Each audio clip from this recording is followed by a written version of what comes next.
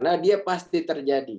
Ya, apapun fenomenanya pasti ada perpindahan panasnya. Kenapa? Karena biasanya ada perbedaan temperatur. Kalau ada perbedaan temperatur pasti ada perpindahan panas dan kita harus manage nih perpindahan panasnya. Ya, jadi tolong diperhatikan. Oke, sekarang saya akan lanjut ke konveksi ya. Nah, mungkin sedikit overview dulu ya, apa yang kira-kira kita harapkan dari bahasan kita. Coba saya full screen. Apa yang jadi harapannya minggu ini terus kemudian minggu depan ya, kita kayaknya masih akan bahas konveksi. Harapannya yang pertama Anda mengerti ya secara lebih detail. Kalau kemarin kita hanya terangkan, oh konveksi itu sebenarnya kira-kira apa sih yang terjadi. Nah, harapannya sekarang di kuliah ini kita bisa masuk lebih detail. Kemudian yang kedua, harapannya Anda bisa mengevaluasi, bisa menghitung. Ya, menghitung apa? Ya, balik lagi. Ya, perpindahan panas itu biasanya dua yang minta dihitung. Either Anda hitung besarnya panas yang ditransfer atau Q-nya, ya, kalau Anda tahu delta T-nya, atau Anda diminta untuk cari temperaturnya ketika Anda tahu Q-nya. Ya, misalnya sekali lagi, saya punya combustion, saya tahu Q-nya, terus kemudian kita diminta hitung atau kita minta perkirakan ini kira-kira nanti temperatur si sistemnya ini jadi berapa ini nanti. Kuat nggak nanti dia dengan temperatur segitu material. Ya. Atau kemudian performanya nanti turun nggak kalau temperaturnya segitu, atau malah naik, gimana optimasinya. Ya, jadi kira-kira itu yang sasaran kita ya. Jadi itu yang baru saya sebutkan tadi, ini luaran ya. Harapannya learning outcomes dari kuliah kita ini paling tidak satu, ngerti ya. Itu nomor satu. Jadi lebih baik ngerti. Jangan hanya cuma bisa menghitung tanpa kemudian tahu ini sebenarnya saya lagi ngapain sih. Ya, jadi ngerti dulu. Setelah ngerti tentu akan mudah kalau Anda ingin menghitung evaluasi ya. Ini kembali ke definisi ya, definisi konveksi. Jadi Anda kan seperti yang kita katakan sebelumnya, ketika Anda menganalisa atau mengevaluasi suatu masalah perpindahan panas, hal pertama yang harus Anda lakukan adalah Anda harus bisa mengidentifikasi ini mode perpindahan panasnya apa. Ya. Nah, kalau konveksi, itu Anda lihat ada permukaan yang diam, terus kemudian ada aliran fluida. Nah, itu pasti dia konveksi. Itu paling sederhananya. Tentu kalau kita lihat lebih detail, ini terdiri dari difusinya ya, konduksi, random walk dari molekulnya, dan ada adveksi. Jadi benar-benar si massa partikel fluidanya itu bergerak dari suatu koordinat ke koordinat yang lain. Jadi ada dua. Nah, masalah konveksi ini itu akan ditentukan oleh banyak hal. Ya. Anda bisa langsung tebak. Yang pertama, kalau fluidanya berbeda, ya, angin sama air kecepatannya sama, saya pasti akan rasakan beda. Kalau air yang lewat di tangan saya lebih dingin rasanya dibanding sama kalau udara. Nah, jadi Anda bisa langsung catat, oh iya, kalau gitu konveksi ini akan sangat tergantung dengan sifat thermal fluidanya. Ya. Kemudian Anda juga bisa langsung pikir, oh kalau bentuk dari permukaannya itu beda, pasti dia jadi beda alirannya. Kalau alirannya beda, tentu behavior convection-nya juga akan berbeda. Ya. Jadi paling tidak dari sifat thermalnya, ya, kemudian dari geometrinya. Geometrinya beda-beda, fluidanya sama, ya hasilnya bisa beda-beda.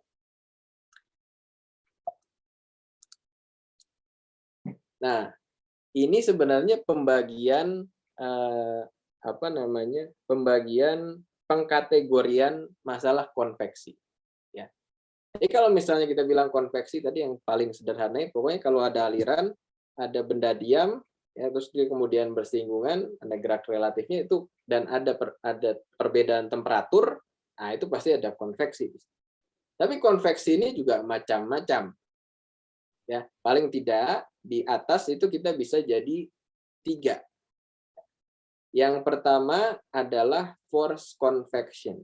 Force convection itu contohnya apa? Force convection itu contohnya misalnya Anda taruh tangan Anda di luar mobil, ya ada gerak relatif. Rasanya tangannya lebih dingin. Itu force convection. Pakai kipas, force convection. Saya tiup tangan saya, force convection. Propeller pesawat muter, force convection. Jadi force convection itu kalau gerak fluidanya itu diakibatkan oleh kerja dari luar, ya. Jadi ada beda tekanan, dia dilakukan kerja karena itu ada gerak relatifnya, itu yang dikategorikan sebagai force convection. Kemudian yang kedua free convection. Free convection atau natural convection. Free convection atau natural convection ini terjadi kalau ada perbedaan densitas. Contohnya gimana? Contohnya, kalau misalnya saya punya wajan gitu ya, dia panas. Nah, kemudian udara di atasnya langsung ini akan tentu temperaturnya naik. Nah, kita belajar termodinamika kemarin. Kalau tekanannya sama, ya kan tekanannya masih sama, tapi temperaturnya naik, itu pasti densitasnya turun, ya. Kalau densitasnya turun, yang di atas lebih dingin, densitasnya lebih tinggi. Nah, karena buoyancy, ya, Archimedes itu, maka yang di bawah akan naik ke atas.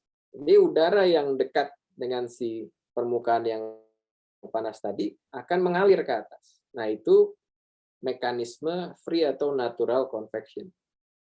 Jadi dia terjadi dengan sendirinya, ya. Dia terjadi karena ada perpindahan panas sebetulnya. Ya kan, dia ada di bawah, dia kasih panas ke atas, temperaturnya jadi naik, ubah densitasnya, dia otomatis naik. Jadi terjadi dengan sendiri. Ya, tidak ada gaya dari luar. Itu free convection. Yang ketiga, yang sering juga dikategorikan sebagai konveksi, itu adalah fenomena boiling atau kondensasi, yang mendidih atau mengembun. Ya, itu juga sering dikategorikan sebagai konveksi. Saya rasa Anda tidak perlu contoh lah ya, Anda sudah tahu boiling dan kondensasi itu fenomenanya seperti apa.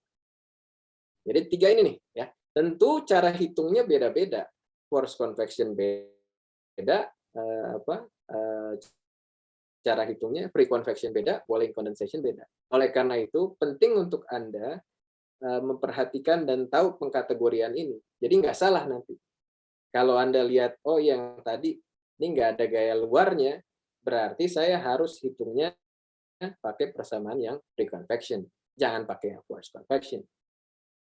Ya, begitu pula sebaliknya. Oh, ini ada boiling. Jangan pakai force convection. Ada perubahan fase, jangan pakai force convection. Pakai persamaan boiling. Nah, kemudian turunannya, ya, untuk force convection, dan sebenarnya free convection juga ya, force convection dan free convection, cuma ini kita gabung supaya mudah. Biasanya kalau force convection itu kita kategorikan lagi jadi 2. Yang pertama external flow, yang kedua internal flow. Bedanya apa? External flow itu contohnya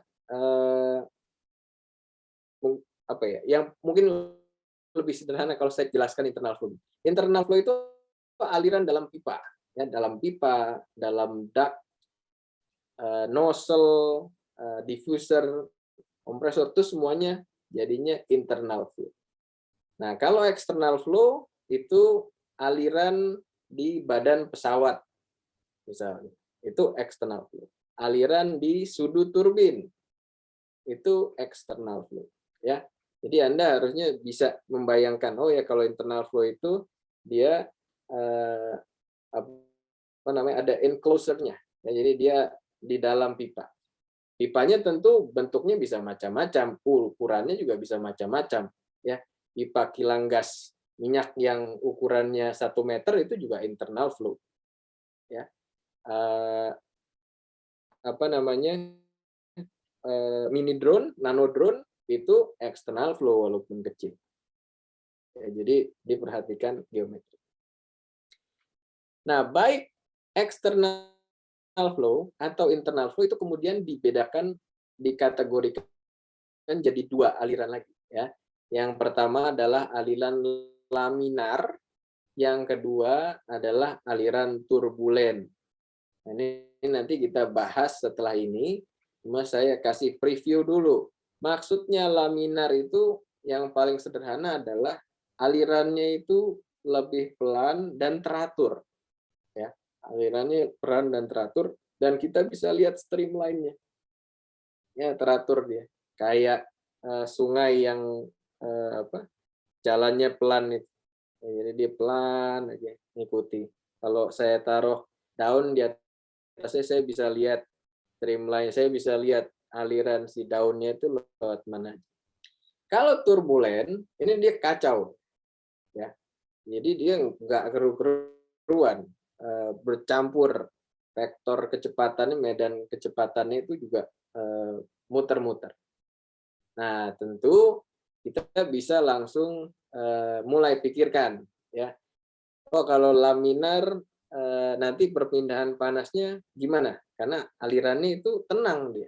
Kalau turbulen perpindahan panasnya gimana? Karena dia lebih berantakan vektor kecepatan. Ya.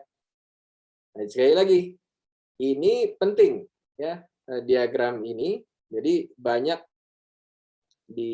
terutama dari sisi engineering, supaya cepat ketika Anda evaluasi suatu masalah perpindahan panas, Anda harus bisa langsung pinpoint ini sebenarnya masalah yang masuk kategori mana. Kenapa? Karena persamaannya beda-beda. Kalau Anda identify masalahnya itu salah, pakai persamaan yang salah, pasti jadinya salah. Ya. Ada pertanyaan sampai sini?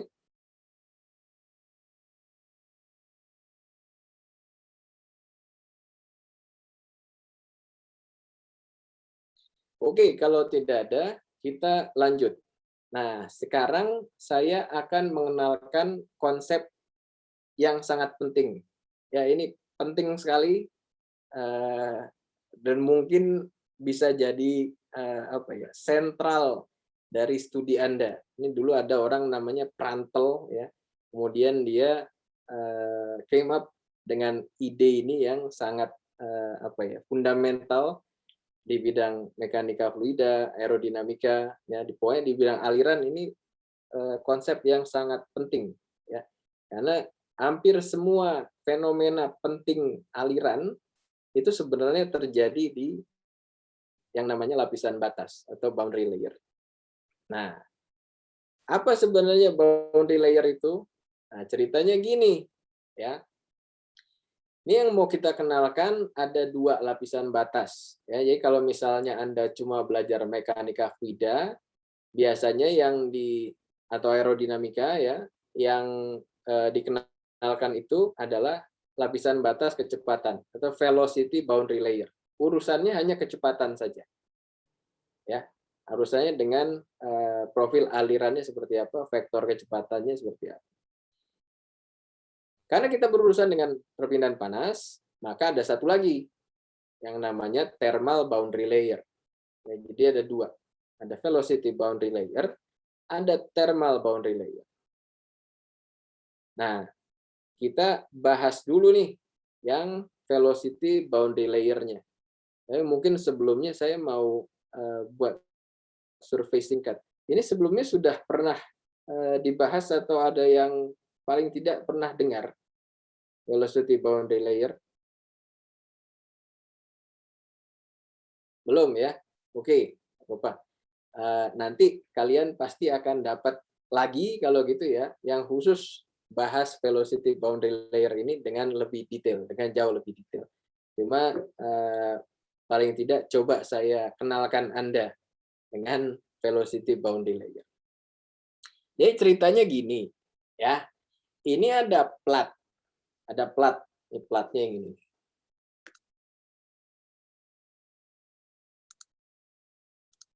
Ini platnya yang ini. Kursor saya kelihatan ya. Saya pakai PDF, jadi kayaknya nggak bisa pakai pointer. Ini ini plat. Ya, ada plat datar.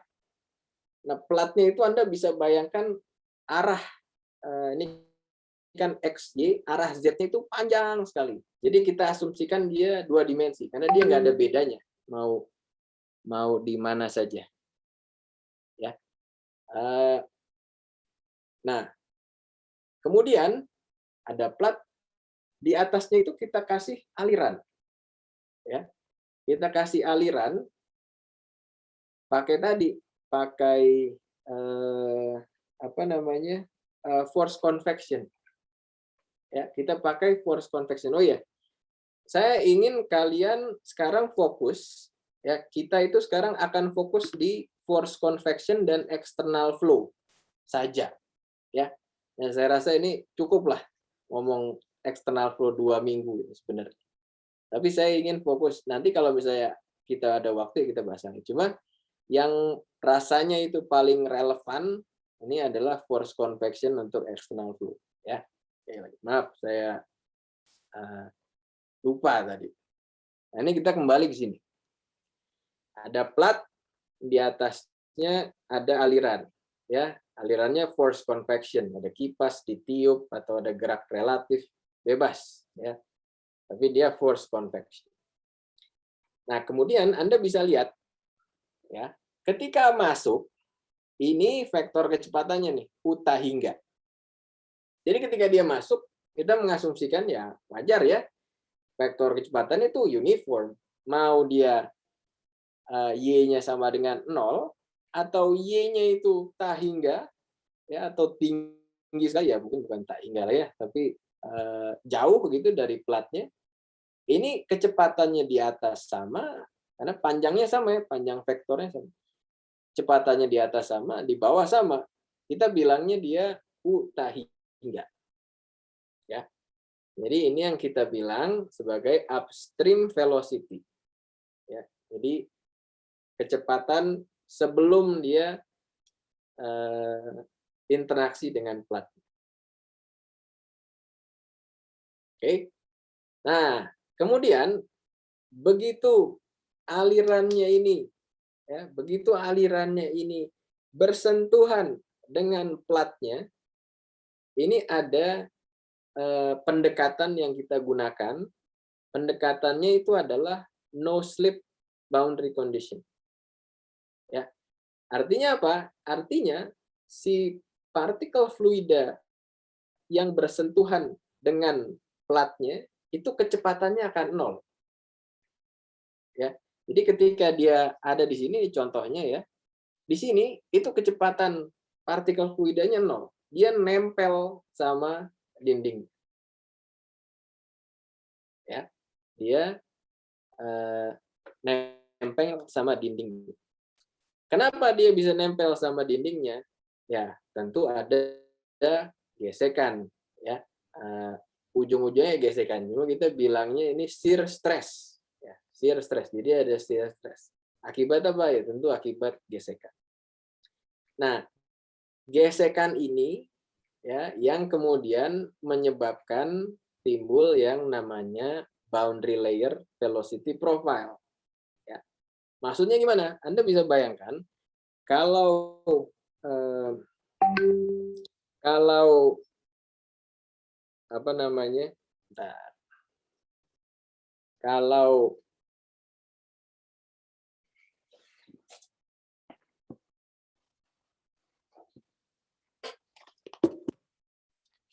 Anda bisa bayangkan ya, fluida yang lewat di atas platnya itu seperti lapisan, nggak kelihatan ya, lapisan kertas yang banyak seperti ini. Setiap lembar kertas itu merepresentasikan satu lapisan fluida di koordinat Y tertentu. Ya. Nah, ini yang di bawahnya, ini saya pegang. Jadi yang paling bawah, kertas yang paling bawah, itu kecepatannya 0, nggak boleh bergerak. Tapi kecepatan yang di atasnya itu didorong, karena ada aliran. Maka apa yang terjadi? Kalau saya dorong, akan ada gradien kecepatan. Ya, yang di atas kertas yang di atasnya sedikit, itu akan gerak lebih cepat sedikit, yang di atasnya lebih cepat lagi, atasnya lebih cepat lagi, dan lebih cepat lagi. Ya, oh inilah ya kira-kira gambaran paling sederhananya. Kenapa kemudian profil kecepatannya itu bentuknya seperti ini? Ya, ada apa namanya? Ada kurvaturnya seperti ini. Nah, kemudian kita gambar garis yang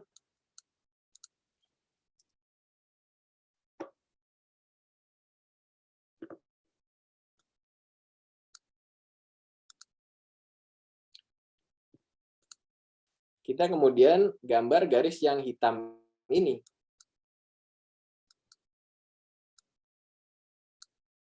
Gambar garis yang hitam itu. Garis yang hitam itu merepresentasikan apa? Garis yang hitam itu merepresentasikan tebalnya boundary layer. Di garis yang hitam itu, kecepatannya adalah 0,99 dari U hingga. Ya, karena itu kita gambar garis yang hitam. Jadi ini yang namanya boundary layer-nya. Jadi kalau misalnya sekarang Anda tiup meja Anda gitu ya, tangan Anda, ini pasti terjadi. Ada yang namanya boundary layer. Nah, di boundary layer ini, disinilah kemudian terjadi yang namanya friction drag. Ya, jadi ada gesekan yang terjadi akibat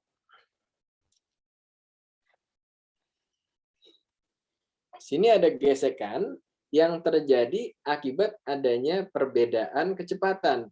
Anda bisa bayangkan Anda naik mobil, kecepatannya 100 km per jam, tapi dua mobil ini sama-sama 100 km per jam. Ini nggak akan ada gesekannya, nggak ada gerak relatifnya, ya kan? Tapi sekarang yang satu 0 diem, ada mobil lewat 100 km per jam, rusak pasti dia, karena ada gesekan. Ya, nah ini juga sama seperti ini. Selama dia yang di depan nggak ada perbedaan kecepatannya, nggak ada gesekannya. Tapi begitu yang di bawah jadi 0, terus di atasnya itu ada kecepatannya, ada gesekan. Nah, ini sebenarnya bisa kita hitung ya, yang namanya surface shear stress. Rumusnya gimana? Rumusnya adalah tau S ya sama dengan mu, ini viskositas dinamik, kemudian dikalikan dengan gradien kecepatannya do U do Y. Tentu Anda bisa bayangkan, oh ini 3 dimensi ya, bukan hanya koordinat X, Y, Z-nya, bukan hanya koordinat X saja. Tapi kalau misalnya koordinat ada Y dan Z-nya juga harus dihitung. Tapi ini kita sederhanakan, untuk satu dimensi dalam arah X, jadi adalah mu du per do U per do Y. Di Y sama dengan 0. Jadi sebenarnya mu ini adalah sifat fluidanya. Do U do Y ini gradien di sini sebenarnya. Ya, itu do U do Y. Tapi ingat ya, U-nya itu sumbunya gini, ini U-nya berarti. Ini U-nya, Y-nya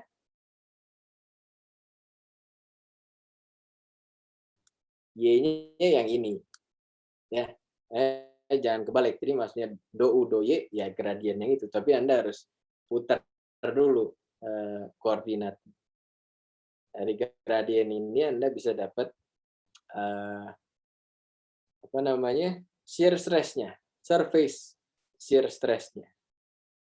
Nah, kemudian kalau misalnya Anda sudah dapat shear stress-nya, ini bisa biasanya disederhanakan jadi suatu koefisien gesekan, friction coefficient. Dia dimensionless. Ini adalah perbandingan dari surface shear stress-nya ya terhadap tekanan dinamiknya. Rho U square ini kan energi kinetik sebenarnya ya. Rho U square per 2 ya. Tentu ini per satuan volume. Nah, ini kita bandingkan, kita dapat C.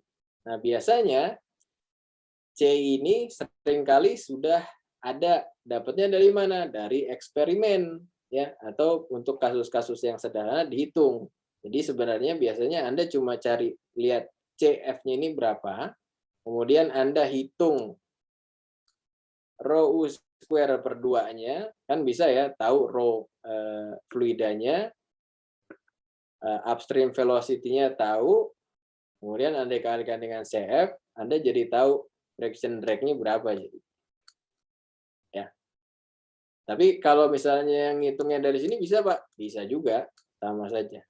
Ya. Mau dari sini. Tapi biasanya tentu yang lebih mudah adalah kalau kita sudah tahu CF.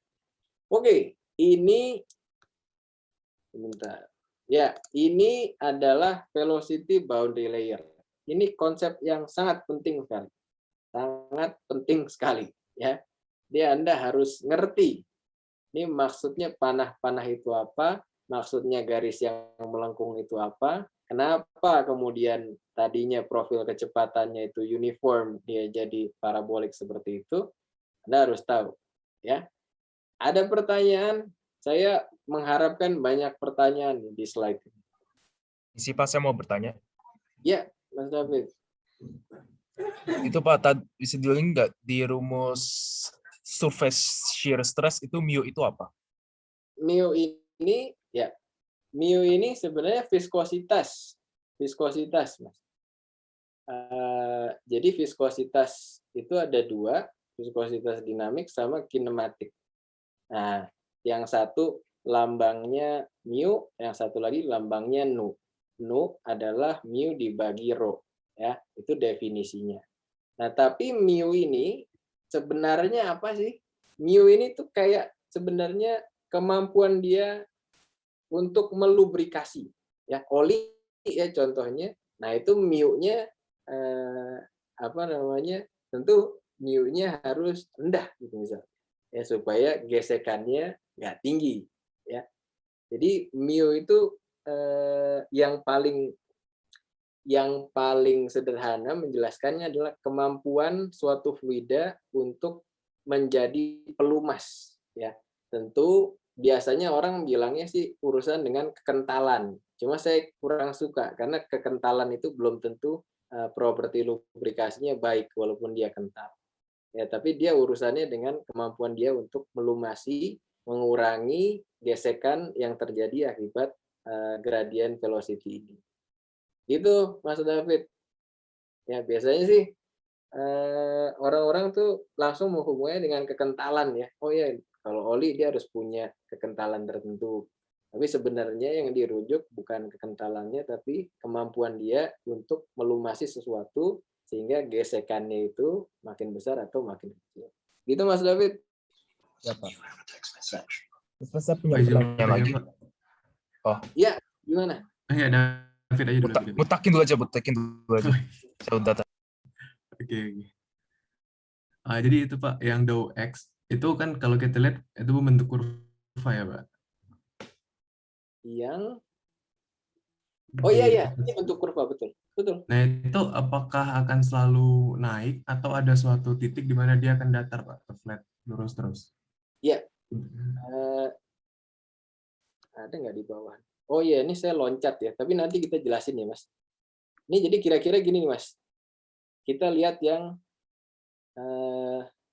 ini thermal boundary layer, tapi mirip ya sama ini. Jadi yang akan terjadi, ini nanti gini, terus kemudian dia akan bertransisi jadi turbulen.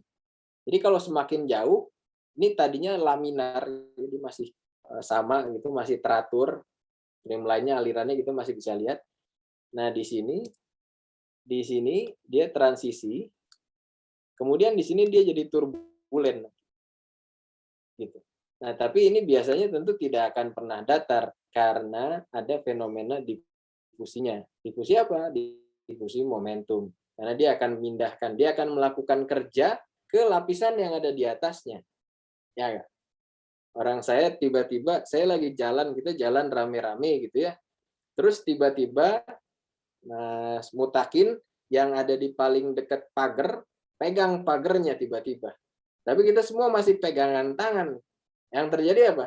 Yang gandengan sama Mas Mutakin sebelahnya jadi pelan juga kan. Oh, tiba-tiba Mas Mutakin berhenti. Saya yang misalnya di ujung ini, lama-lama juga akan merasakan.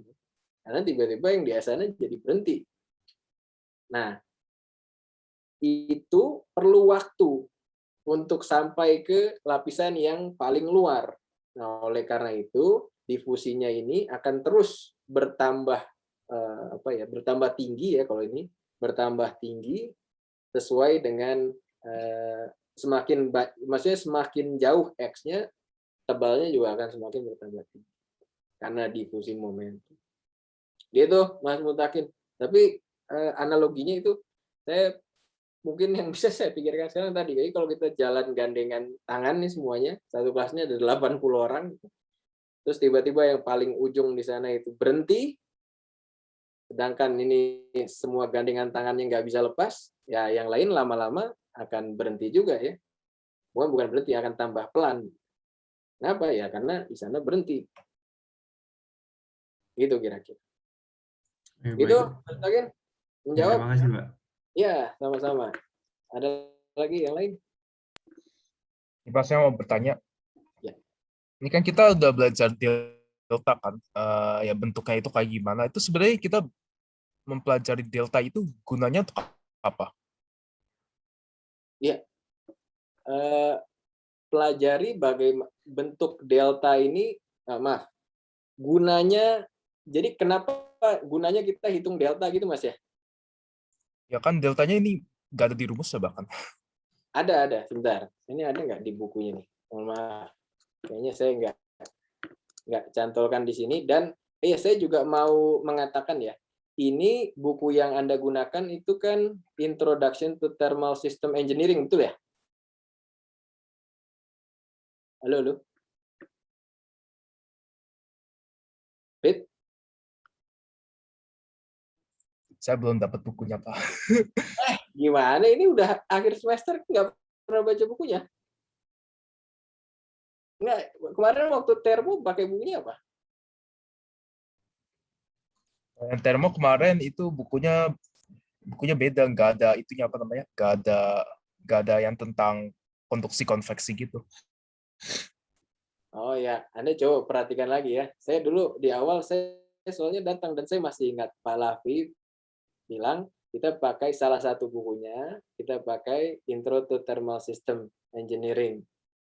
Nah, sebenarnya bukunya ini gabungan dari beberapa buku sebenarnya. Dan memang yang ada di buku ini nggak detail, ya. Maksudnya tidak sedetail buku Introduction to Heat Transfer yang lain. Nah, kalau misalnya sebentar, coba saya cek di sini. Ini ada nggak ya?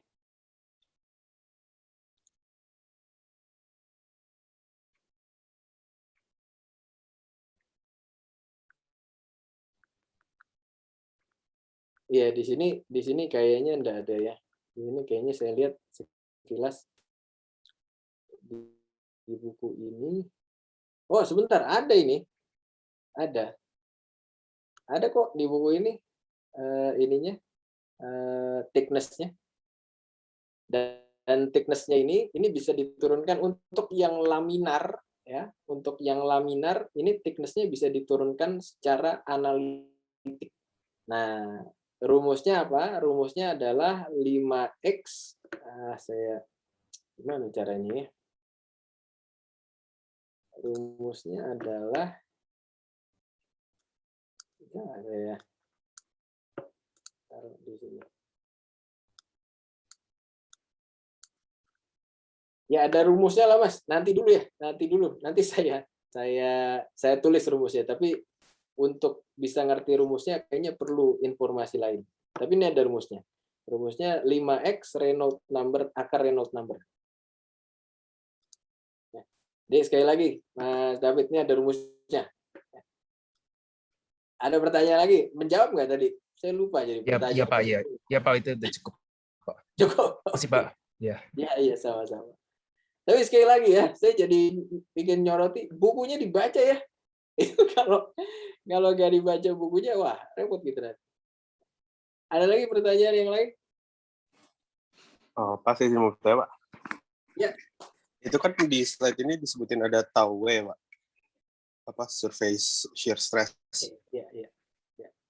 Hubungannya tau W sama tau S itu nanti gimana ya, Pak? Enggak, ini sama ini sebenarnya. Oh, ini itu sama, Pak. Iya, tau W ini harusnya wall mungkin dia bilang. Ini wall. Coba kita cek.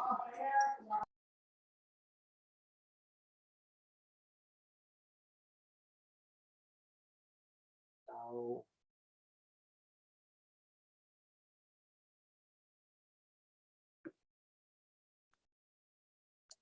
Jadi ini sebenarnya buku yang dipakai ini gabungan dari buku termodinamika, mekanika fluida, dan perpindahan panas.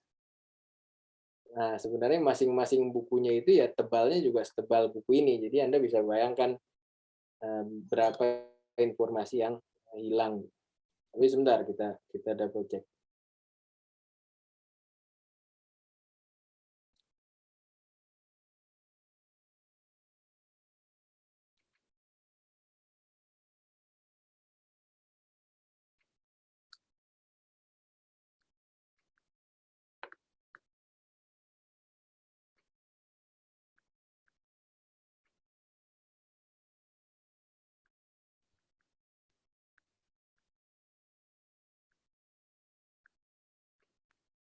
Kita cek apakah dia memang pakai nomenklatur yang sama.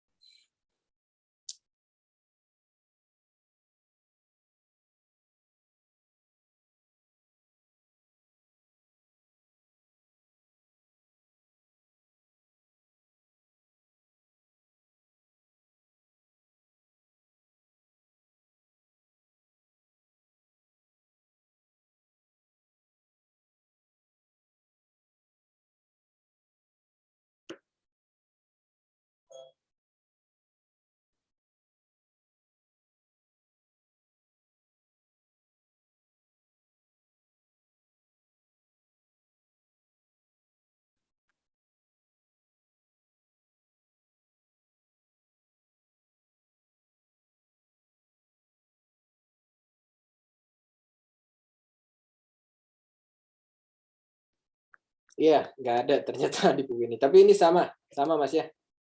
Nggak usah lama-lama lah, ini sama. Itu Mas Isan. Oke, Pak. Terima kasih, Pak. Oh iya, Pak, sama satu lagi, Pak. Tadi mungkin saya agak maksud gimana, Newtonian fluids itu tadi apa ya, Pak? Oh, kalau ada di mana tadi Newtonian fluid? Di slide yang tadi, Pak, tetap. Yang itu, di samping tau W for Newtonian fluids. Ya. Tau W. Ini. Oh iya, ini maaf. Oh, jadi gini. Newtonian fluid itu adalah fluida yang mengikuti persamaan seperti ini. Nah, apa namanya? Viskositasnya itu konstan, ya. Yang non Newtonian ini viskositasnya merupakan fungsi kecepatan. Jadi dia berubah. Jadi non linear. Ya, karena dia fungsi kecepatan. Ya, kecepatan kali kecepatan jadi non linear. Tapi untuk sekarang kita fokusnya yang sederhana saja dulu. Ya, Mas Izan. Oke, terima kasih, Pak. Ada lagi yang lain?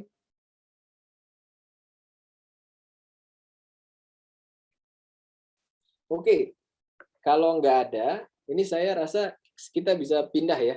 Jadi paling tidak, walaupun kita belum tahu rumusnya gitu ya, tapi kita sudah tahu fenomenanya. Ya. Nah, ini penting sekali karena Anda bisa langsung bayangkan. Jadi sebenarnya gesekan yang ada di mobil balap, pesawat, itu sebenarnya fenomenanya ada di boundary layer sekecil ini. Ya, coba saya rasanya baik juga kalau kita coba lihat video. Ya. Ini dulu kalau saya ngajar ini dulu karena waktunya lebih panjang dan di kelas kita nontonnya lebih enak. Tapi coba kita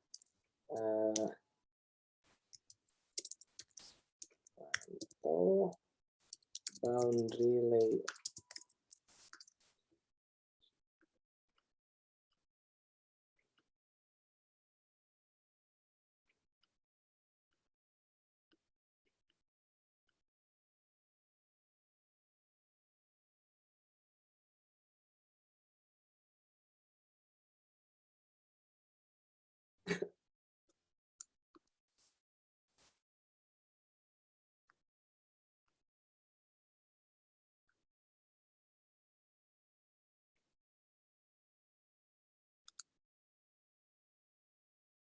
In this video, I'm going to show you how to create this ebook and also this.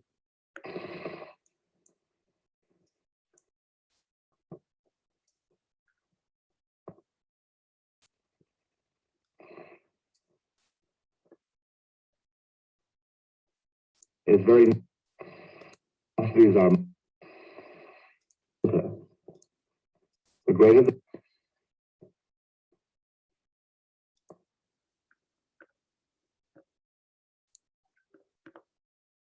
Ini tahun 19 Bentar.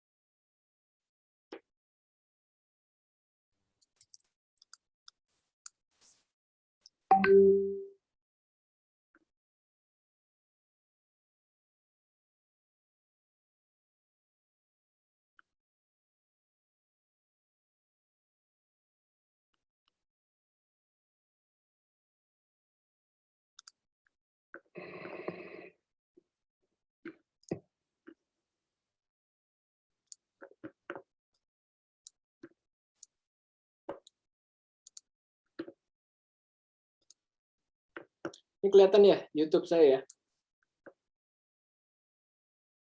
Kelihatan? Kelihatan, Pak. Kelihatan ya. Nah, ini ada lecture bagus dari Harvard. Dan Anda bisa lihat dia buatnya tahun 1950 mungkin ya. Tapi menurut saya ini salah satu yang paling ya klasik dan This drawing derived from potential flow. kalau suaranya kedengeran nggak? Kedengeran, Pak. Kedengeran ya? Nah, mungkin karena kita sedang bahas boundary layer, ini banyak ini ya, banyak contoh-contoh. Nah, ini salah satu percobaannya. Jadi yang kecil ini platnya nih. Ini platnya. Nah, terus kemudian dari sini ada alirannya dikasih pewarna supaya kita bisa lihat. Nah, boundary layer-nya itu visualisasi kira-kira seperti itu. Anda bisa lihat ya. The thickness of the boundary layer increases along the length of the plate. Fluid deceleration is transferred from one fluid layer to another by viscosity.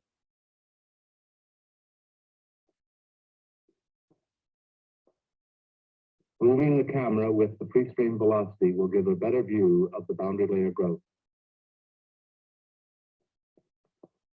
Nah, tadi siapa yang tanya itu? Dia makin besar nggak? Ya makin besar, dia lama-lama. Makin jauh, ya. Makin besar, terus makin besar.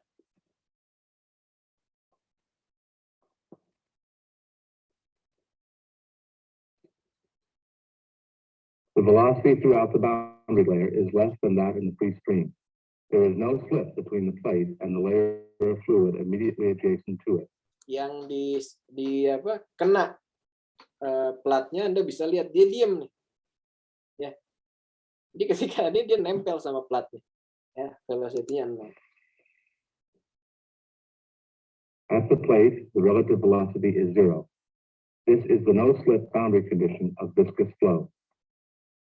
The displacement of the bubbles corresponds closely to the velocity profile in the boundary layer. Nah, ini tadi profil kecepatan yang kita gambar merepresentasikan ya ini tadi lengkungan yang ini tadi. Equally important in determining the motion of fluid elements. Outside of this region, the shear stress can be neglected.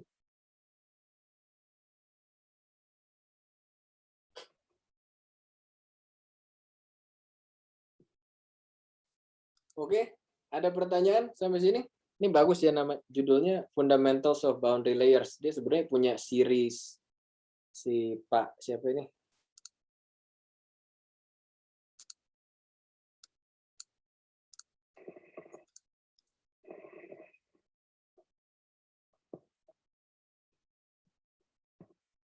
Pak Abernathy ini punya series gitu sama teman-temannya, silakan mau lihatnya juga banyak sebenarnya banyak. Same shape, the flow is quite Kalau different. bentuk-bentuk yang lain ya. Boundary layers, thin layers of fluid in which Kalau viscosity misalnya affects the flow dynamics. ada bendanya bentuknya bulat.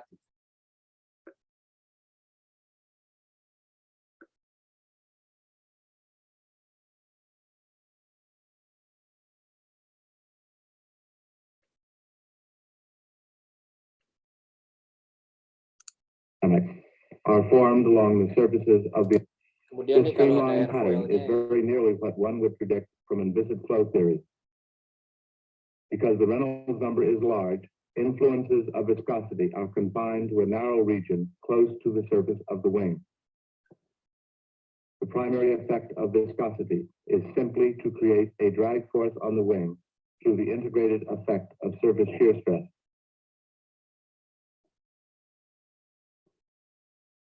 As the angle of attack is increased, viscous effects become more. ya. Tapi nanti saya yakin ada kelasnya sendiri ya yang bahas ini secara detail. Coba ini salah satu resource yang bagus. Tapi kita kembali ke gambar boundary layer yang tadi. Ini jadi harapannya dari demonstrasi lab ya kita nebeng YouTube nih. Harapannya Anda sudah lebih paham ya apa itu boundary layer. Moving the camera with the pre-stream velocity will give a better view. Oke, ada pertanyaan sampai sini?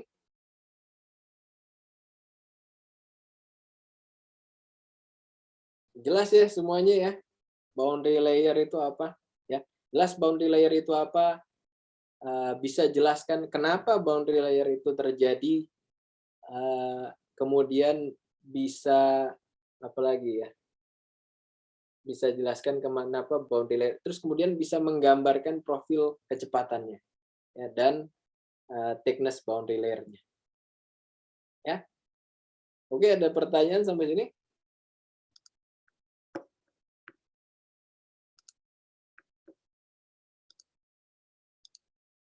Nah, kita kembali lagi ke sini. Ya, kalau nggak ada pertanyaan, kalau tidak ada pertanyaan, kita akan pindah sekarang. Jadi ini sekali lagi crash course ya. Paling tidak Anda sudah pernah lihat gitu. Biasanya tentu pelajaran tentang boundary layer ini waktunya lebih panjang. Ya, tapi nanti ada kelasnya tersendiri. Sekarang kita pindah ke thermal boundary layer. Seperti yang tadi sudah saya jelaskan di awal, ya, karena ini bukan hanya permasalahan aliran, jadi kita tidak hanya fokus di velocity boundary layer-nya, tapi kita juga harus fokus ke thermal boundary layer-nya. Dan dua boundary layer ini sebenarnya couple, ya. Kita mungkin bisa urusi velocity boundary layer-nya saja, tapi kita tidak bisa hanya bicara tentang thermal boundary layer. Ketika kita bicara thermal boundary layer itu pasti ada velocity boundary layer. Nah, ini juga sama ya, apa namanya, idenya juga sama. Anda bisa lihat di sini. Idenya juga sama. Ya. Kalau tadi itu si fluidanya bawa kecepatan putah hingga yang gambar B, ya, yang tadi itu yang gambar B. Jadi ini tadi plat, ini sebenarnya dua-duanya plat yang sama ya, bukan ada plat abu-abu dan plat merah muda, ya. Tapi plat abu-abu dan merah muda ini sebenarnya plat yang sama, dipisahkan supaya kita bisa lihat thermal boundary layer-nya dan kita bisa lihat hydrodynamic boundary layer. Seperti yang tadi saya sampaikan, anggap sekarang si platnya ini panjang sekali, ya, kiri kanan, jadi nggak ada bedanya. Jadi kita bisa anggap ini permasalahannya dua dimensi saja. Nah, untuk yang velocity tadi kita sudah lihat juga contohnya, ya. Ini bentuknya seperti ini. Nah, tentu si fluidanya itu juga punya temperatur, ya. Temperaturnya itu kita bilang temperatur theta hingga. Ketika theta hingganya itu ketika theta hingganya itu kena ke permukaannya, maka profilnya berubah. Profilnya jadi seperti apa? Jadi seperti yang ini. Yang ini.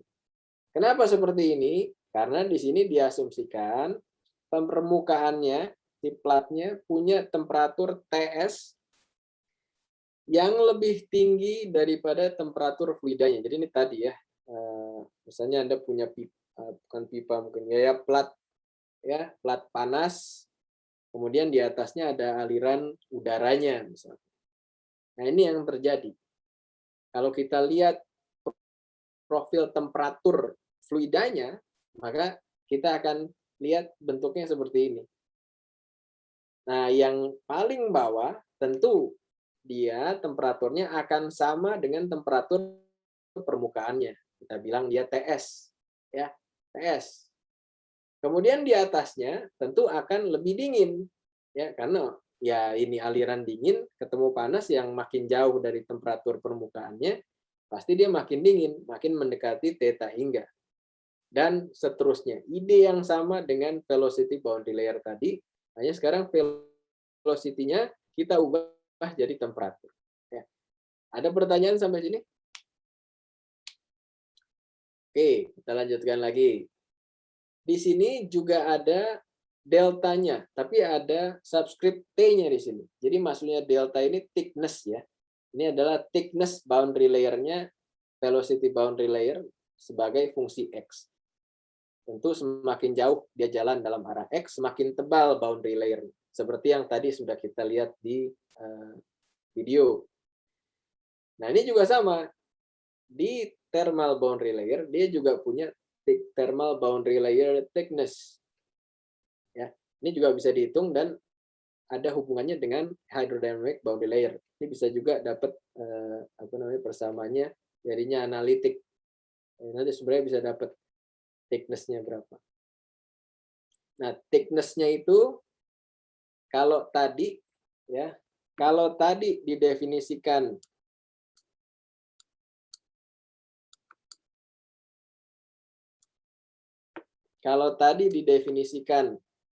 di thickness tersebut, definisi kecepatan di thickness-nya adalah kecepatan di garis boundary layer-nya ini adalah 0,99 dari kecepatan upstream-nya,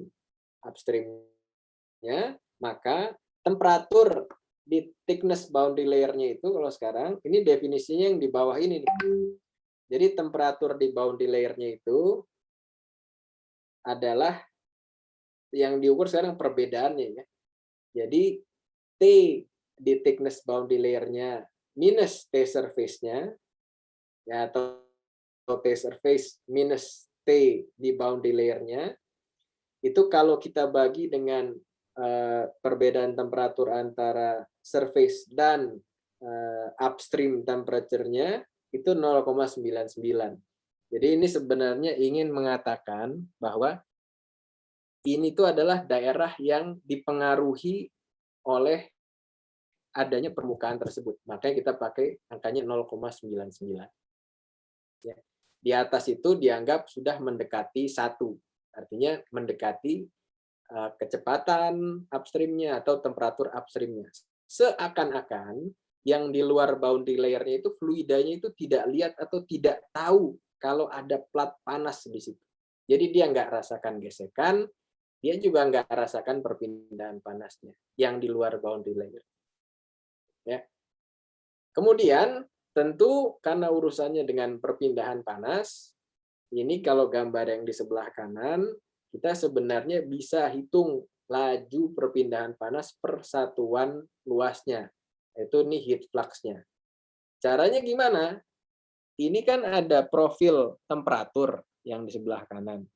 Ya, di parabolik seperti ini. Nah, nggak benar-benar parabolik ya, bentuknya mirip.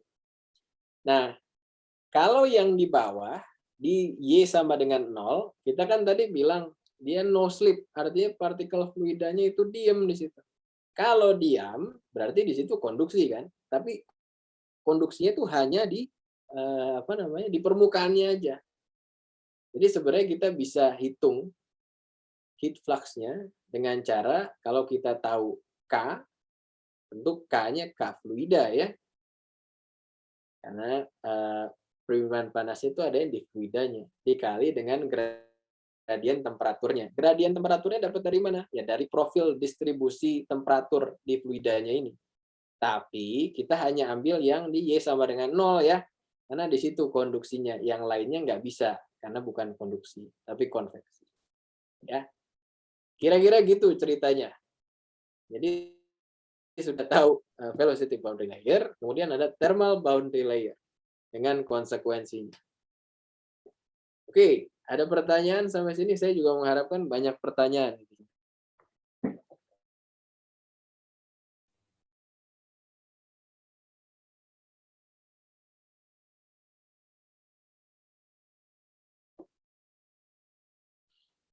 Nggak ada? Jelas nih semuanya ya, thermal boundary layer. Gimana? David? Labda? Saya jelas, Pak. Jelas, Fit. Sip. Terima kasih. Jelas, Pak. Labda jelas, enggak? Jelas, Pak. Jelas. Oke, kalau gitu kita lanjut lagi. Ya.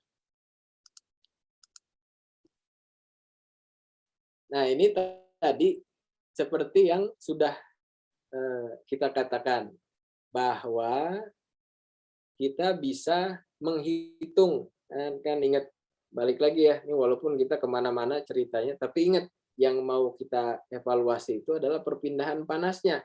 Ya, jadi mari kita kembalikan perhatian kita ke perpindahan panasnya. Nah, tadi sebelumnya kan saya bilang perpindahan panasnya di sini itu di awal sebenarnya konduksi. Kenapa konduksi? Karena di situ ada no slip boundary condition. Karena dia nggak punya gerak relatif, hanya di permukaan itu dia jadinya konduksi. Tapi tentu ya, kalau di sini, saya harus kecilkan lagi kalau gitu. Kalau di sini konduksi,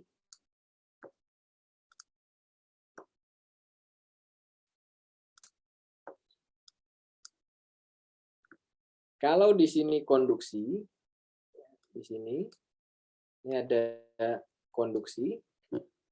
Kalau saya ambil sistem yang kecil sekali, ini ibaratnya garis putus-putus ya.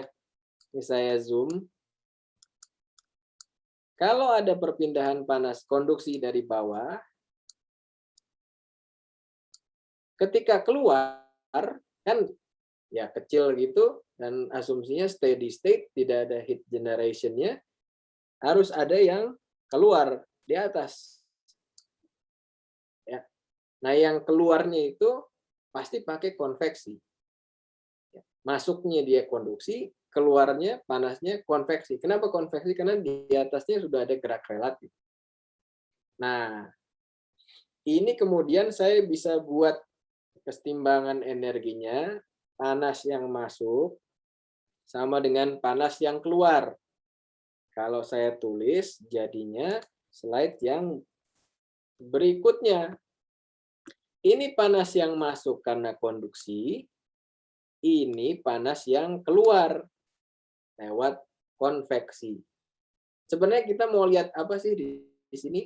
Kita mau lihat ya, sebenarnya bagian mana sih dari plat itu sepanjang X yang kemampuan untuk memindahkan panasnya itu paling tinggi. Kita dapatnya dari mana? Dari persamaan yang ini nih. Yang kiri itu Fourier's law-nya, yang sebelah kanan jangan lupa Newton's law of cooling untuk konveksi. Kalau saya manipulasi, karena ini sama ya, hanya akan jadi seperti ini.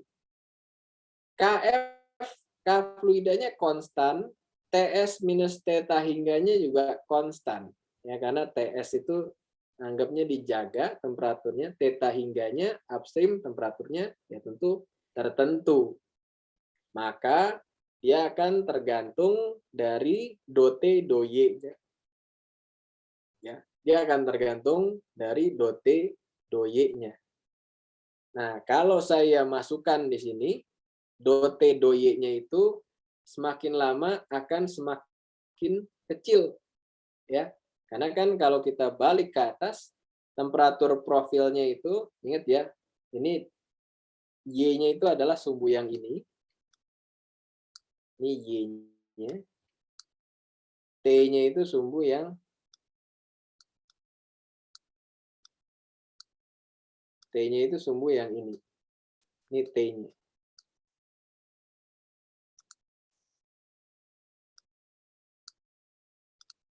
Nah, kalau misalnya Anda balik, Anda bisa lihat DT DY.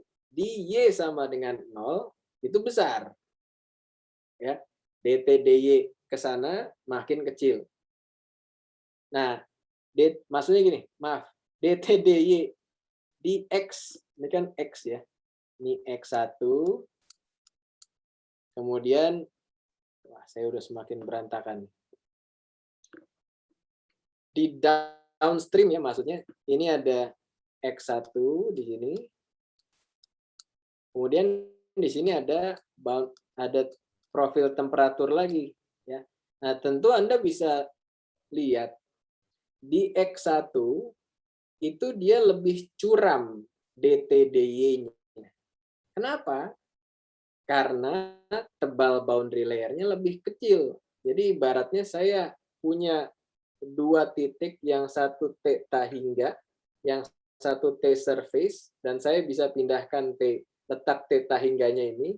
Cuma untuk X1, theta hingganya itu dekat.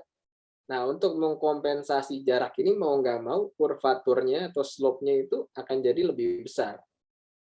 Nah, karena slope-nya lebih besar, tentu perpindahan panasnya lebih tinggi. Jadi, ketika di X2, delta T-nya udah lebih besar. Ketika delta T-nya lebih besar, saya taruh theta hingganya lebih di atas. Jadi, dia punya waktu yang punya jarak yang lebih panjang, sehingga slope-nya itu lebih kecil. Nah, ini representasinya adalah gambar yang ini jadinya. Ini adalah plot yang delta T-nya ini tebal thermal boundary layer-nya. Q double prime S atau HX-nya ini adalah kemampuan masing-masing titik di plat itu untuk mentransfer panas. Dan Anda bisa lihat di sini, yang makin ke awal itu hanya makin tinggi dibanding sama yang H ke belakang. Apa kemudian konsekuensinya? Ya tentu kalau Anda punya aplikasi-aplikasi, Anda ingin yang Q-nya paling besar, itu tentu Anda taruhnya ke upstream ya, ke yang paling dekat dengan leading edge-nya. Nah, ini kemudian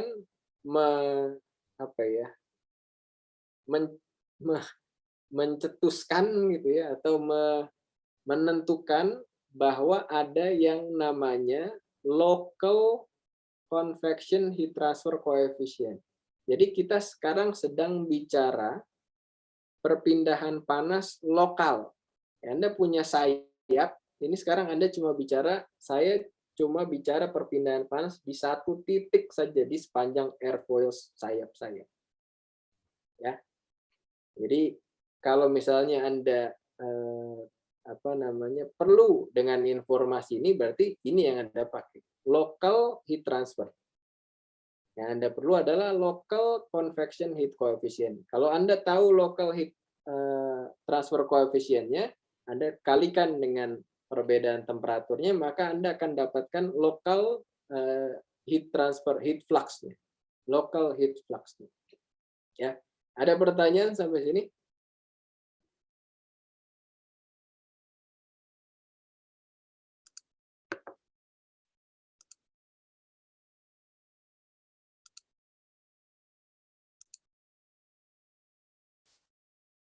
Oke, kalau nggak ada pertanyaan, kita lanjut lagi. Ya. Jadi sekarang Anda sudah tahu di bagian mana dari plat tersebut yang perpindahan panasnya itu paling tinggi. Ya, tentu makin ke depan makin tinggi perpindahan panas. Ini gunanya apa nih saya belajar ini? Ya tadi, kalau misalnya saya peduli dengan perpindahan panas lokal, yang hanya di satu titik saja, maka saya perlu mempertimbangkan grafik. Ya.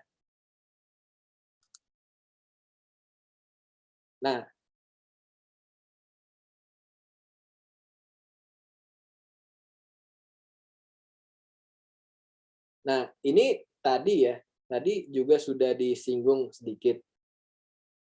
Jadi ketika aliran lewat pipa, ya, dia itu tidak selamanya akan teratur seperti itu. Ya. Jadi yang terjadi adalah kalau Anda lewatkan aliran udara di atas plat gitu ya, dia memang boundary layer-nya makin lama makin besar.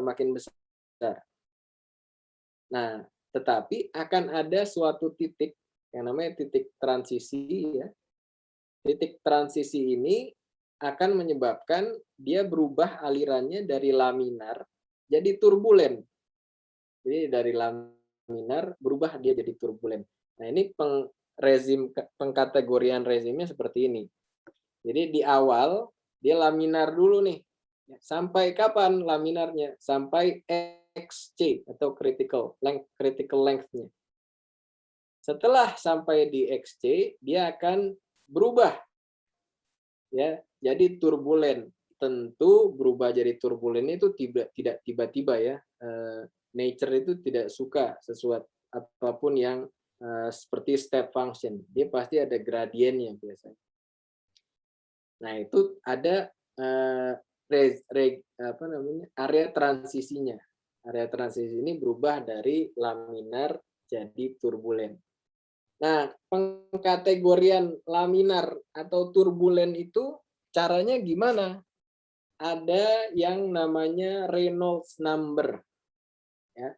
Reynolds number ini dapat idenya dari nanti akan belajar analisis dimensional. Jadi sebenarnya Reynolds number ini membandingkan gaya inersia yang dialami oleh si fluidanya terhadap gaya gesek akibat viskositasnya. Jadi sekali lagi, Reynolds number ini adalah perbandingan gaya inersia karena fluidanya punya kecepatan ya, dia punya inersia dibandingkan dengan gaya gesek akibat viskositasnya. Jadi biasanya kita sering bilangnya Reynolds number is ratio between inertial force and viscous force. Ya, gaya inersia dan gaya viskosnya. Kalau Reynolds number-nya itu kecil, artinya fluidanya itu fluidanya itu mayoritas mengalami gaya viskus. Contohnya apa? Contohnya seperti lubrikasi yang tadi, oli gitu ya. Itu dia masuknya ke rezim lubrikasi. Kalau Reynolds-nya itu besar, dia berarti gaya inersianya jauh lebih besar daripada gaya viskusnya. Nah, yang menentukan kapan fluida ini masih laminar, kapan dia jadi turbulen, ini adalah perbandingan gaya-gaya yang bekerja di fluida tersebut tentu saja. Ya, kalau misalnya inersianya itu rendah, ya dia pasti teratur-teratur aja, kayak sungai yang jalan pelan. Tapi ketika inersianya itu udah jauh lebih tinggi dari viskosnya, wah dia jadi muter-muter nggak keruan. Nah ini sedikit ilustrasi. Ini ada streamline-nya ya, masih teratur. Kemudian di turbulen dia udah muter-muter nih. Ya. Jadi dia kadang malah balik ya, terus maju lagi ke depan. Ya agregatnya tetap maju, tapi kalau lihat vektor kecepatannya bisa kemana-mana. Nah, gimana cara ngitungnya? Untuk kasus plat datar seperti ini, laminar itu ketika Reynolds number kurang dari 5 kali 10 pangkat 5. Cara ngitung Reynolds number gimana? Cara ngitung Reynolds number adalah ini upstream velocity dikali panjang, ya tergantung ya, panjangnya berapa, atau di mana Anda mau calculate si Reynolds number-nya. Dibagi dengan viskositas kinematik. Ya, ini viskositas kinematiknya bisa lihat di buku, ada tabelnya. Ya, tabelnya itu tentu fluidanya beda-beda, viskositas kinematiknya beda-beda, temperatur beda-beda, viskositas kinematik juga bisa beda-beda. Ya, tapi cara hitung Reynolds number adalah U hingga dikali panjangnya dibagi dengan nu. Ya, viskositas kinematik. Ada pertanyaan sampai sini? Ini juga harusnya banyak pertanyaan.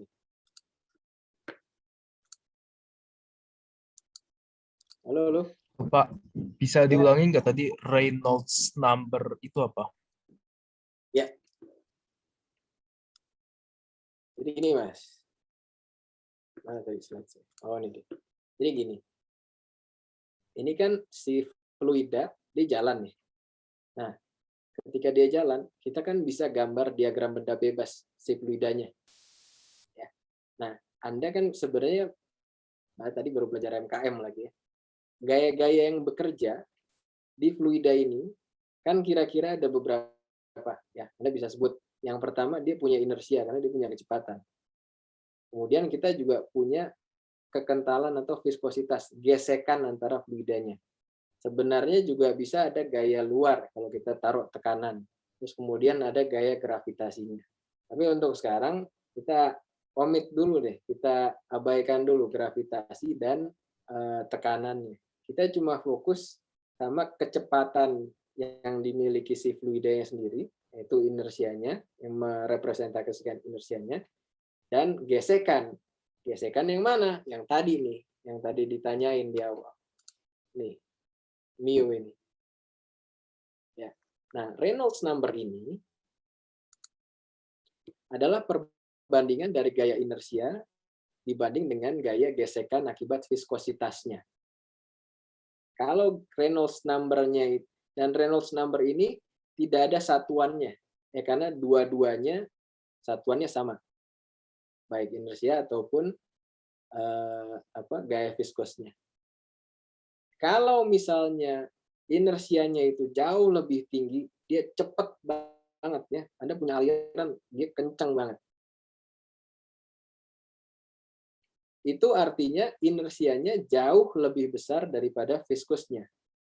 Sebaliknya, kalau misalnya U-nya itu pelan sekali, yang upstairs ini, yang di atas, lebih rendah gitu ya. Kenapa jadi begini? Saya hapus saja. Ya. Yang atas ini rendah, berarti gaya viskosnya itu dominan. Contohnya apa? Ya contohnya tadi, masalah-masalah oli, ya pelumas. Gitu kira-kira. Yang tanya David kan ya? Ya, Pak. Ya. Jadi sekali lagi, Reynolds number itu adalah parameter yang digunakan untuk melihat ini sebenarnya gaya apa yang dominan bekerja di sistem saya.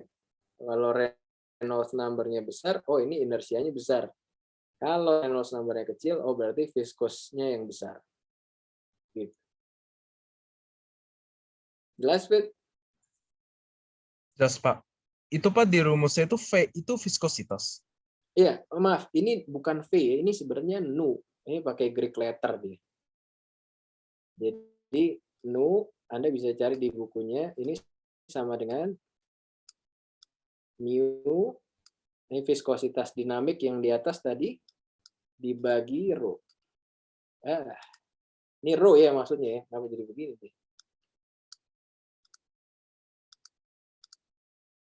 Ya ini rho ya maksudnya. Ini maksudnya rho.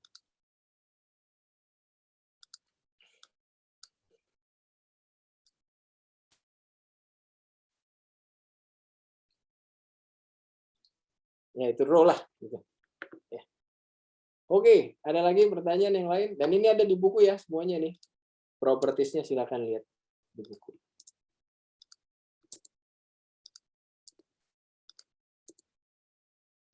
Ada pertanyaan lagi yang lain tadi? Saya lihat ada yang angkat tangan. Siapa? Iya Pak, mau bertanya Pak tadi. Iya, gimana ada? Kira-kira kita bisa pakai patokan 5x10⁴ itu dari mana ya Pak itu? Ini dapatnya dari eksperimen pada akhirnya. Jadi kalau dilihat gitu ya, orang dulu jadi sejarahnya dulu gini kira-kira. Ini dulu ada orang namanya Prandtl ya, yang pertama came up with this idea boundary layer. Nah, dia itu dulu diturunkan secara analitik. Jadi dia buat persamaan untuk yang aerodinamik ini, dia buat gitu, terus dia bilang bahwa ini harusnya begini. Yang turbulen itu setahu saya nggak bisa, ya, karena dia lebih rumit. Nah, kemudian seperti biasa ya, kalau Anda punya hipotesa, Anda buktikan. Nah, setelah dibuktikan, dia buat nih eksperimen kayak tadi itu eksperimennya.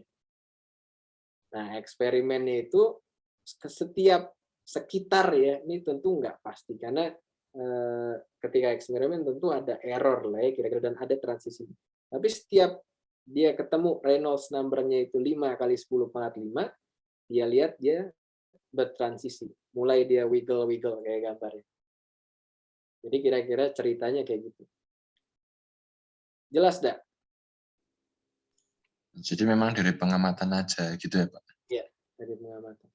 Nah, ini sebenarnya bisa Anda bisa bayangkan si Reynolds number ini dia itu nggak lihat jenis fluidanya apa. Ya nggak? Ini nggak ada nih bilang Reynolds number itu fluidanya harus air atau harus udara, nggak ada.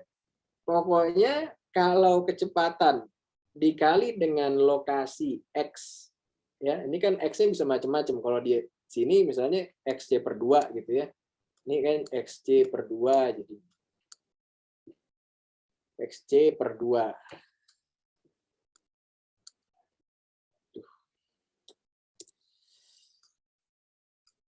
XC/2. Dan nu-nya juga macam-macam, tergantung kalau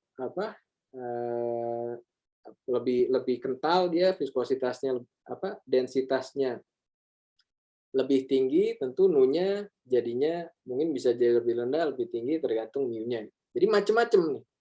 Tapi dia sebenarnya nggak tahu. Ini sekarang kita sedang ngomong air, udara, oli, atau darah, atau nanofluida, atau mau metan. Kita nggak tahu. Kita cuma bilang, pokoknya kalau kecepatan dikali dengan jaraknya dibagi dengan nu, atau dengan kata lain, pokoknya apapun fluidanya lah. Ya. Tapi kalau inersia dibagi viskusnya itu 5 kali 10⁻⁵, dia akan berubah dari laminar jadi turbulen. Ya. Nah, ini salah satu contoh aplikasi non-dimensional number yang memang sangat powerful. Jadi dengan non-dimensional number ini, saya jujur saya nggak tahu nanti di teknik dirgantara Anda belajarnya di mana ya. Harusnya di kelas aerodinamik mungkin paling tidak.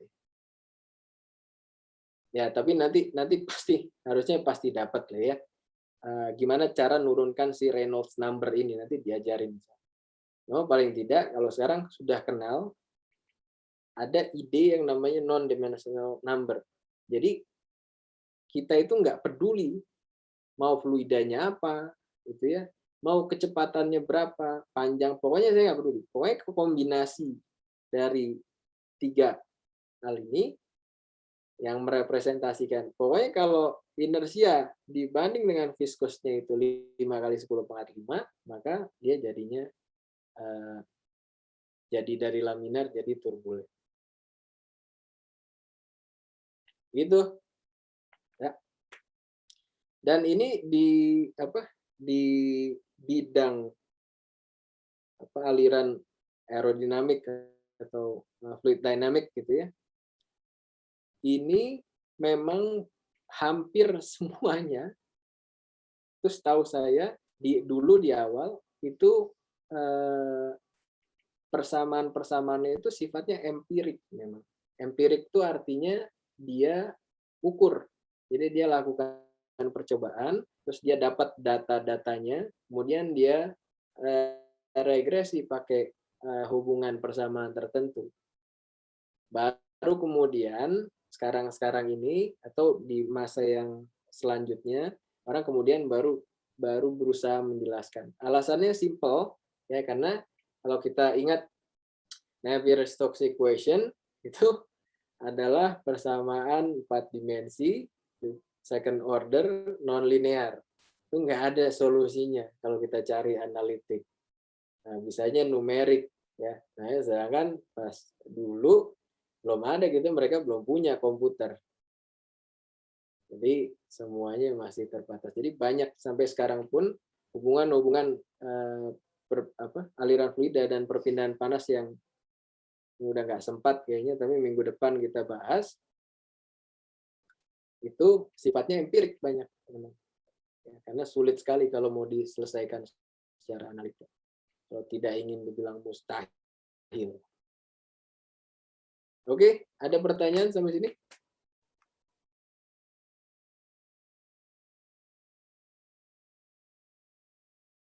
Oke ya, kalau tidak ada pertanyaan kita lanjut lagi. Kita lanjut sedikit aja, saya minta waktunya sedikit lagi. Nah, jadi maaf. Jadi untuk hari ini saya harap kita bisa kita belajar terminologi yang kita perlukan untuk mengevaluasi perpindahan panas konveksi. Kita nanti belajar cara ngitungnya minggu depan, ya. Nah, sekarang kita belajar terminologinya saja dulu. Jadi kita semua sudah tahu boundary layer, sudah panjang lebar tadi. Nah, terus kemudian satu hal lagi yang mau disampaikan adalah perbedaan antara local dan average. Ya, local dan average. Anda bisa bayangkan contohnya ini, ya. Tadi kan di awal di sini kita juga sudah bilang kita sebenarnya bisa menentukan perpindahan panas untuk setiap poin. Setiap poin. Jadi saya punya airfoil pesawat, saya cuma bilang saya cuma mau di koordinat X sama dengan 1 cm misalnya. Saya bisa hitungnya, ya. Itu konsep yang namanya local, ya, local. Jadi hanya 1 poin. Tapi kan sering kali, ya, kita itu tidak hanya ingin tahu perpindahan panas di 1 titik saja, tapi kita ingin tahu sebenarnya perpindahan panas dari semua permukaannya itu berapa, ya kan? Karena kalau misalnya 1 titik saja, mungkin ya informasinya jadi nggak lengkap. Berapa kalau saya pengen panaskan semua permukaannya, saya perlu Q berapa nanti? Saya nggak bisa cuma bilang di 1 titik saja. Nah, oleh karena itu ada terminologi yang ini, local dan average. Ya. Jadi kalau local itu benar-benar kita carinya cuma di local X tersebut. Karena itu hanya ini ada X-nya. Jadi kalau misalnya ini harusnya ada X-nya juga di sini. Harusnya ada X-nya juga biar setara.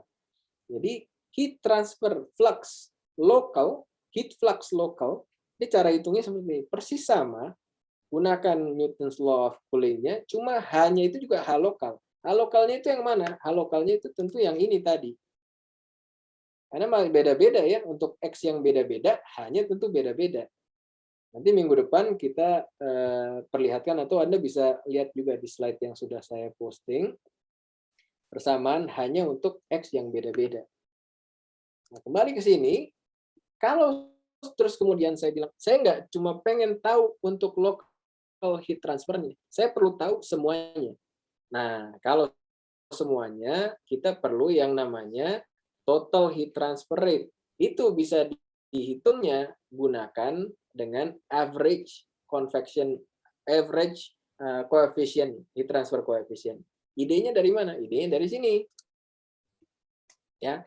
Jadi sebenarnya kalau saya mau tahu perpindahan panas total, ya sederhananya saya kan tinggal integralkan ya.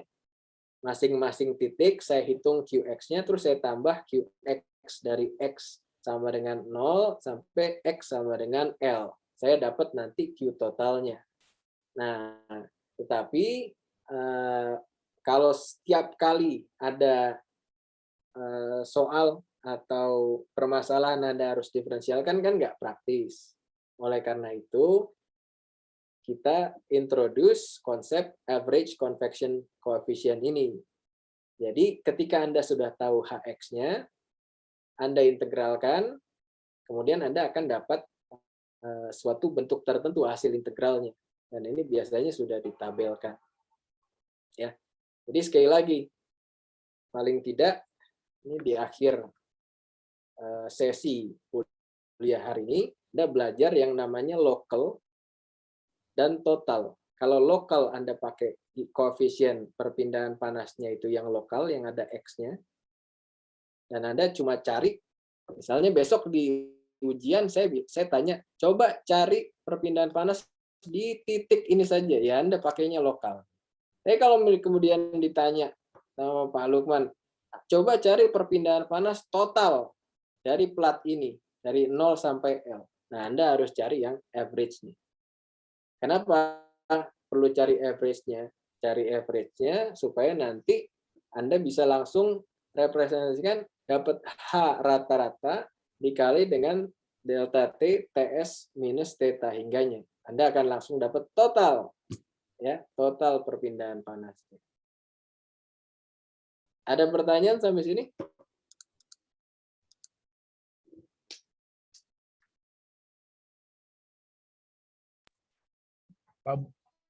Pak boleh mundur satu slide, Boleh. mau Nih. nyatet. Oh iya, ini kan ada di situ Mas. Ada saya post slide-nya. Dan semua yang saya post dan semua yang saya sampaikan itu ada di buku juga semuanya. Jadi saya terus encourage Anda untuk baca bukunya. Oh ya Pak. Ya. Masih Pak. Ya. Ada lagi yang lain?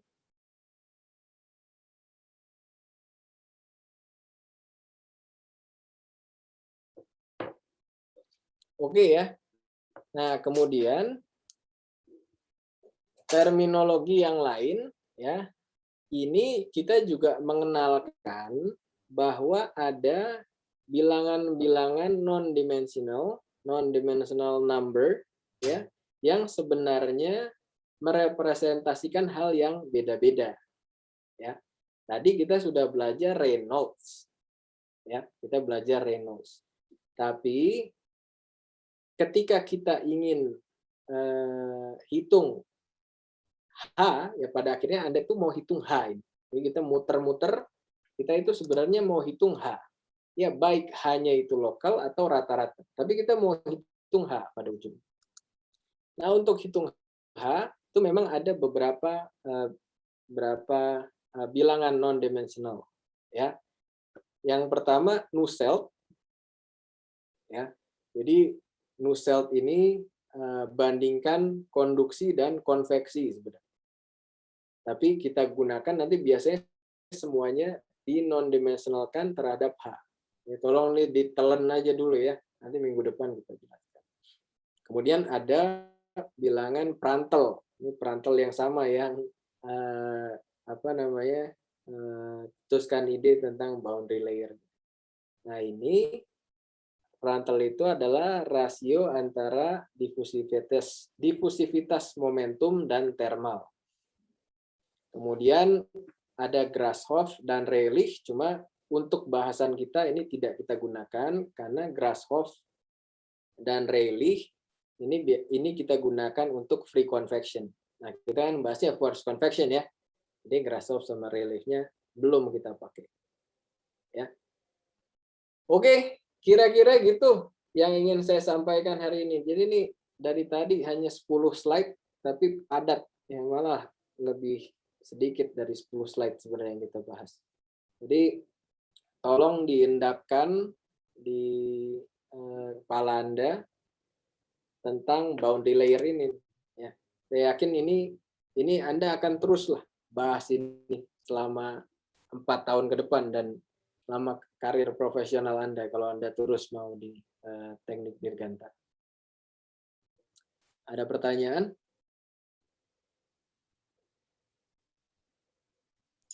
Oh iya Pak, sepertinya kalau untuk PR-nya nanti ada pakai yang relay gitu Pak. Untuk PR-nya ada yang pakai Rayleigh. Ya Pak, kalau sekilas saya lihat Pak. Ya nanti saya lihat lagi deh. Ya, Pak. Ya. Tapi kita fokus aja yang Nusselt sama Prandtl-nya dulu deh ya. Nusselt, Reynolds, Prandtl. Anda lihat PR di mana dah? Di Edunex ada Pak. Oh gitu. Ya, ya. Oke. Nanti saya lihat ya. Coba kita saya diskusikan dulu. Ada lagi yang lain? Oke, kalau tidak ada lagi yang lain, saya rasa cukup. Tolong bukunya dibaca ya. Saya titip, tolong bukunya dibaca. Nanti kita lanjutkan lagi minggu depan. Terima kasih banyak semuanya. Saya tutup. Selamat siang. Selamat melanjutkan aktivitas. Makasih banyak, Pak. Terima kasih, Pak. Terima kasih, Pak. Terima kasih, Pak. Terima kasih, Pak. Terima kasih, Pak.